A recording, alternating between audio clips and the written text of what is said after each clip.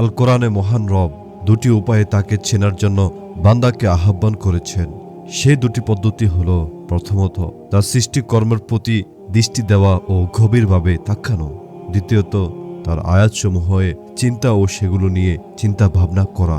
তন্মধ্যে প্রথম প্রকার হল তার দৃশ্যমান আয়াত বা নিদর্শন, আর দ্বিতীয় প্রকার হল বিবেকরাজ্য শ্রবণযোগ্য আয়াত বা নিদর্শন। প্রথম প্রকারের ব্যাপারে আল্লাহ তাআলা বলেছেন, সূরা বাকারার 164 নম্বর আয়াতে বলেছেন, ইন্না ফি খালকিস সামাওয়াতি ওয়াল আরদি ওয়াখতিলাফিল লাইলি ওয়ান নাহারি ওয়াল ফুলকিল্লাতী তাজরি ফিল বাহরি বিমা ইয়ানফাউন নাস।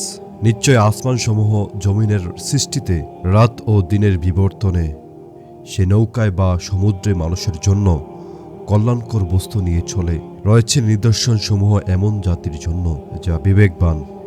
ইন্না ফি খালকিস সামাওয়াতি ওয়াল আরদি ওয়াখতিলাফিল লাইলি ওয়ান নাহারি লিআয়াতিল লিল উলিল আলবাব। নিশ্চয় আসমানসমূহ ও জমিনের সৃষ্টি এবং রাত ও দিনের বিবর্তনের মধ্যে রয়েছে বিবেক সম্পন্নদের জন্য বহু নিদর্শন। এই জাতীয় আয়াত আল কোরআনে অনেক রয়েছে। দ্বিতীয় প্রকারের ব্যাপারে আল্লাহ তাআলা বলেছেন, আফালা ইয়াতাবাদদারুনাল কুরআন, তবে কি তারা কোরআন নিয়ে গভীর চিন্তা ভাবনা করে না? আল্লাহ তাআলা সূরা আল মুমিনের 68 নম্বর আয়াতে বলেছেন, আফালা ইয়াদাবারুল কওলা, তারা কি এই বাণী সম্পর্কে চিন্তা ভাবনা করেনি? আল্লাহ আরো বলেছেন, আমি আপনার প্রতি নাজিল করেছি এক বরকতময় কিতাব, যাতে তারা এর আয়াতসমূহ নিয়ে গভীরভাবে চিন্তা করে। এই ধরনের অনেক আয়াত রয়েছে। আল্লাহ তাআলা সূরা ফুসসিলাতের 53 নম্বর আয়াতে বলেছেন, বিশ্বজগতে ও তাদের নিজেদের মধ্যে আমি তাদেরকে আমার নিদর্শনাবলী দেখাবো, যাতে তাদের কাছে সুস্পষ্ট হয় যে এটি কোরআন সত্য, অর্থাৎ আল কোরআন সত্য।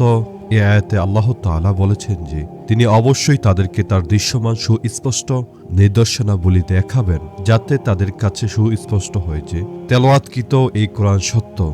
তারপর তিনি তার দেওয়া সাক্ষ্যকেই তার পক্ষ থেকে আগত সকল সংবাদের সত্যতার জন্য যথেষ্ট বলে ঘোষণা করেছেন, কারণ তিনি তার রাসূলগণের সত্যতার উপর যাবতীয় দলিল প্রমাণ প্রতিষ্ঠা করেছেন।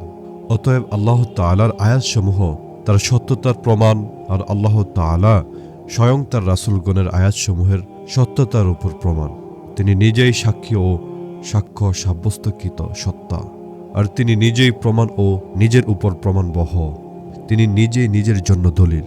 যেমন কোনো এক বিজ্ঞ লোক বলেছেন, কিভাবে আমি তার আল্লাহর প্রমাণ তালাশ করব, যিনি নিজেই আমার কাছে সবকিছুর জন্য প্রমাণ? তার ব্যাপারে যে দলিল তালাশি করি তার অস্তিত্ব সেগুলোর চেয়ে অধিক স্পষ্ট। এ কারণে রাসূলগণ তাদের জাতির কাছে বলেছেন, আফিল্লাহিল শাক্কুন, আল্লাহর ব্যাপারে কি সন্দেহ? তিনি তো সব জ্ঞাত বিষয়ের চেয়ে অধিক জ্ঞাত, তার দলিলের চেয়ে অধিক স্পষ্ট। প্রকৃতপক্ষে সব বস্তু তার আল্লাহর দ্বারাই চেনা যায়, যদিও তার কাজসমূহ ও হুকুমের ব্যাপারে চিন্তা ভাবনা ও দলিল প্রমাণ তালাশের মধ্যেও তাকে চেনা যায়।